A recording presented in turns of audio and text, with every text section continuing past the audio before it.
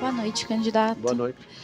Candidato, o senhor falou no começo da sua fala que a escola hoje ensina muitas coisas que não são usadas pelos alunos.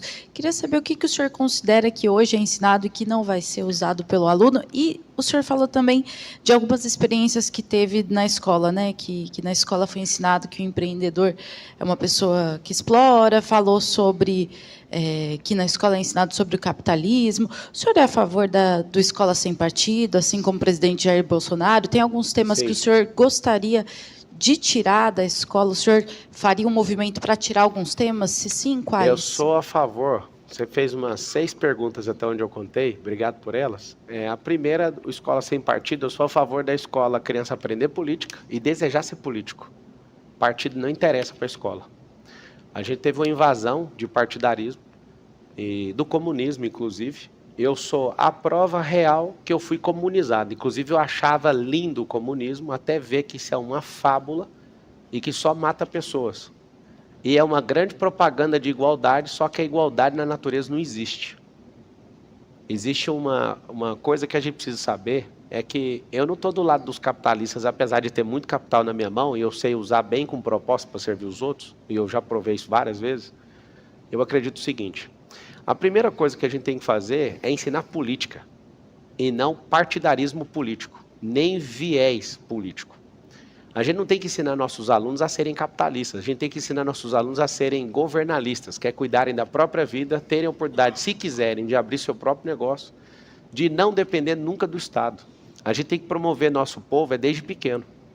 Só que eu lembro bem de discussões nas últimas eleições de presidente, de 89 para cá, é que alguém começou a ganhar a eleição por conta do intestino das pessoas. E alguém falava mal, porque acreditava na ideologia. Aí começou a pregar a mesma coisa e hoje a gente tem a maior parte das cidades do Brasil, mais de 2.800 cidades, das 5.567 cidades, tirando a cidade de São Paulo, a maior parte das pessoas recebem assistência do governo de forma propositada, não deixando essas pessoas ter uma segunda renda, ou seja, elas são obrigadas a ficar na miserabilidade por conta de uma ideologia. Então eu vim desse sistema, eu conheço ele, eu não ouvi ninguém falando sobre isso. Sobre os temas que a gente investe na escola pública, por que 90% dos alunos chegam no final da escola, no ensino médio, eles não sabem fazer matemática básica, não sabem interpretação de texto? Vou falar algo chocante que vai sair lá na Folha de São Paulo. Marçal quer acabar com geografia. O americano não estuda geografia.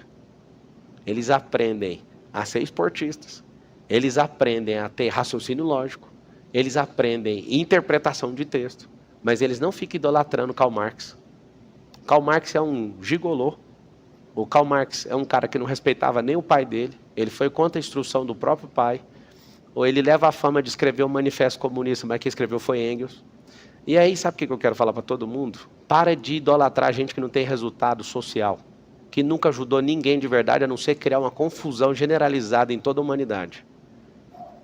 Eu acredito que a gente não tem que ter ninguém capitalista na escola e nem comunista. A gente não tem que valorizar as pessoas pelo tanto de dinheiro que elas têm. A gente aprendeu a fazer isso. Tanto o pobre como o rico só valoriza as pessoas pelo que elas têm. E é interessante, no Brasil isso é tão forte que quem não pode ter cria um demônio na vida de quem tem. E aí ela mal sabe que ela está produzindo um pensamento, por não ter minimamente uma inteligência emocional para entender essa guerra ideológica, ela está fechando o coração dela para prosperar. E é isso que nós vamos revolucionar aqui em São Paulo. Nós não iremos admitir esse tipo de comunização dentro das escolas, nem de partido político. A gente tem que ensinar política. A gente tem que voltar lá na Grécia e ensinar que política significa organização de cidade. A gente tem que mostrar que politeia, que é a organização de cidade, vem de polis, que é cidade. A gente tem que eleger políticos que amam a organização da cidade, que amam a gente, que amam o progresso, que quer levar isso aqui de volta para o futuro. São Paulo já foi uma cidade do futuro. Essa cidade hoje está se arrastando no passado e vocês estão insistindo em continuar investindo tantos bilhões, a gente tem um orçamento de quase 112 bi, em assuntos que não vão levar a gente. A última pergunta que você fez, só terminar de responder. A sexta pergunta. Na verdade, você fez ela em segundo lugar. Que assunto que eu tiraria?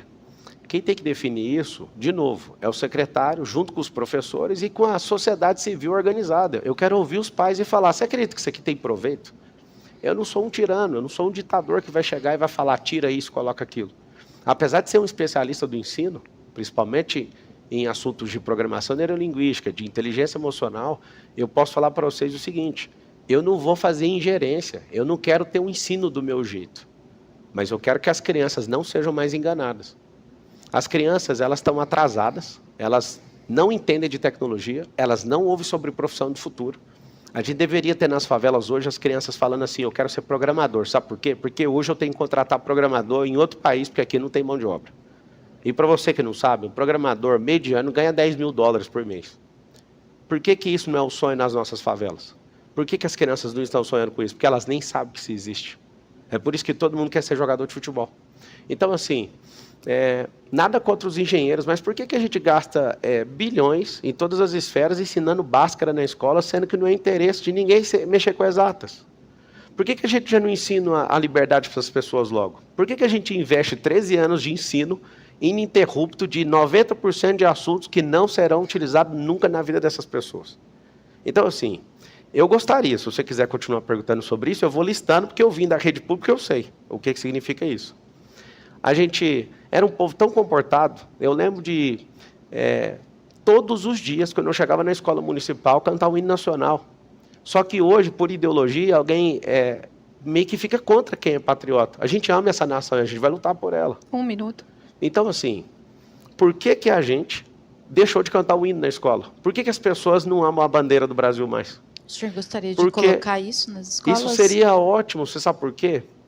Porque hoje não tem um pingo de respeito, as pessoas não vão com entusiasmo para a escola. Vai fazer o quê na escola? Para aprender o quê? O ensino de hoje está atrasado. Nós estamos 1 século atrasado com esse ensino. Mas seria uma proposta do senhor Não coloquei isso no plano de governo. Aulas? Não coloquei isso no plano de governo, mas seria ótimo. Seria uma coisa formidável, porque se você pegar a lei 5.700, depois você dá uma checada nessa lei, fala que nenhum funcionário público pode ser empossado se não souber cantar o hino nacional.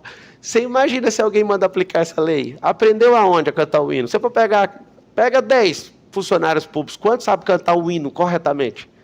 Para empossar alguém, precisaria pegar a lei. Eu sou jurista e estou te falando. Tem uma lei, salvo engano, a 5.700, que fala que se você não souber cantar o hino nacional, você não pode ser empossado. E aí, como é que a gente vai fazer? Você imagina pegar isso e chamar todo mundo e mandar cantar o hino, para ver se não vai demitir todo mundo. Ou seja, qual é o motivo de não cantar o hino? Qual é o motivo da gente não respeitar os professores? Não é só professor, nós perdemos o jogo. E a gente vai ter que recomeçar o jogo com humildade, reestabelecer essas bases, e São Paulo vai ensinar o Brasil inteiro o que vai ser um novo ensino. Isabela, obrigada. Obrigado, Isabela. Pela sua